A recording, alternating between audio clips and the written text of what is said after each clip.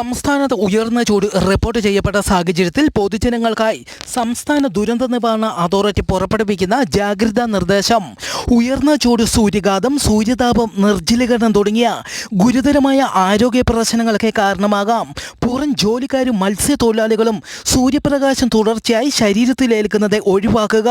പ്രായമായവരും രോഗികളും പ്രത്യേകം ജാഗ്രത പാലിക്കണമെന്നും അറിയിച്ചു. പകൽ 11 മണി മുതൽ 3 മണി വരെയുള്ള സമയത്താണ് കൂടുതൽ ജാഗ്രത പാലിക്കേണ്ടത്. നിർജ്ജലീകരണം ഉണ്ടാക്കുന്ന മദ്യം, കാപ്പി, ചായ തുടങ്ങിയ പാനീയങ്ങൾ പകൽ സമയത്ത് ഒഴിവാക്കുക. ധാരാളം ശുദ്ധജലം കുടിക്കണമെന്നും അറിയിച്ചു. ചൂട് വർദ്ധിക്കുന്ന സാഹചര്യത്തിൽ കാട്ടുതീ വ്യാപിക്കാൻ സാധ്യതയുള്ളതിനാൽ വനമേഖലയോട് ചേർന്ന് താമസിക്കുന്നവർ പ്രത്യേകം ജാഗ്രത പാലിക്കണമെന്നും അറിയിച്ചു.